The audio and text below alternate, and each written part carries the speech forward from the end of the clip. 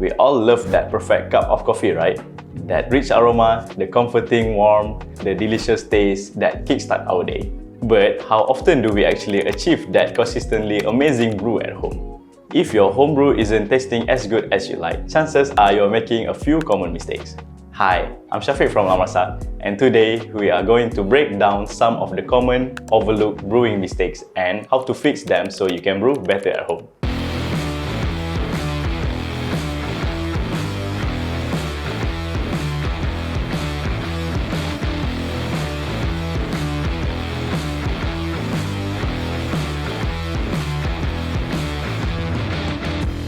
So, you've got the specialty coffee beans and the right coffee gear, but something about the brew still feels off. What most people don't realize is that a few simple mistakes can drastically affect the taste of your coffee.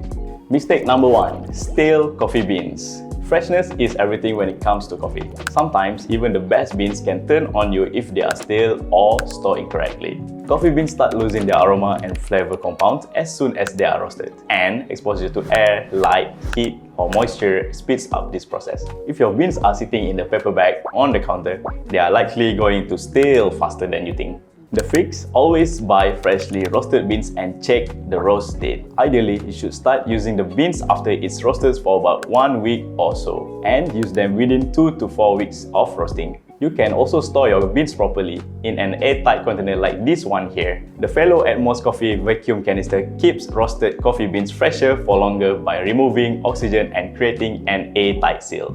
Mistake number 2. Wrong measurement without using a scale.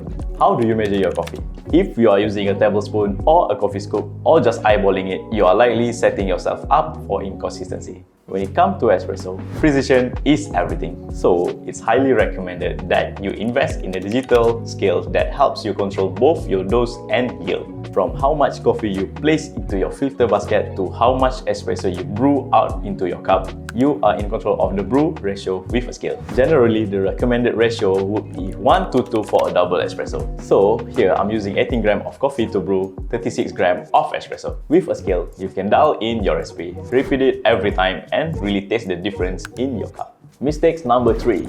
Using the wrong grind size.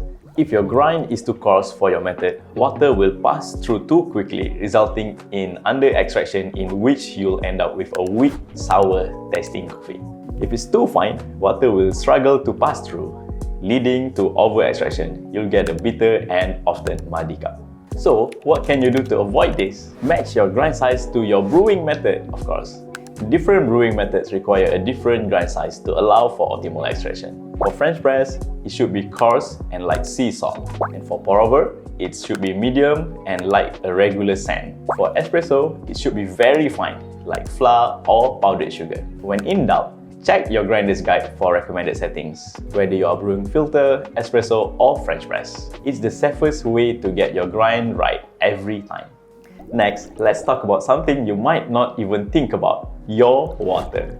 It makes up at least 87% of your coffee, so water quality is super important. You can go through as many great beans, great grinders, great coffee machine and still have bad coffee, and that's because the first ingredient is not sufficient. For some, you just fill up your coffee makers directly from the tap, assuming all water is the same. But tap water often contains chlorine, minerals and other impurities that can drastically affect the taste of your coffee. A simple solution to this is use filter water. A simple faucet filter or even a bottled water can make a world of difference. Your coffee will taste cleaner, brighter, and you'll be able to appreciate the flavor of your beans. It can also help protect your machine from scale build-up. Last but not least, this final mistake is one that is often overlooked: neglecting to clean your equipment, which can utterly ruin even the best beans. Your machine does not need to be seasoned like a cast iron pan. Over time, coffee oils and mineral deposits build up in your coffee maker, grinder, and even your brewing accessories. So, there's only one way to do this. Make cleaning a regular part of your coffee routine. You can have like a daily, weekly, and monthly cleaning routine. On a daily basis, flush your group head right after every shot to clear off grounds and residue. Second is purging your steam wand immediately after steaming milk to prevent build-up.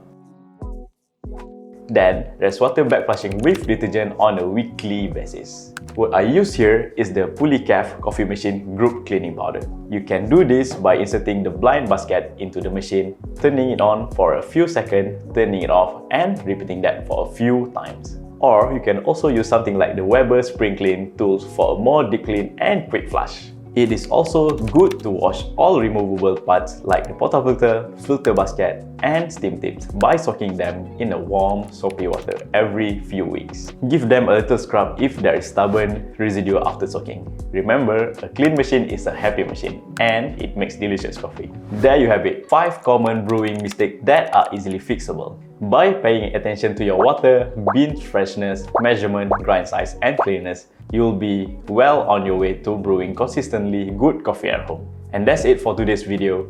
If you found this video helpful, please give it a thumbs up, share it with a fellow coffee enthusiast, and subscribe for more brewing tips.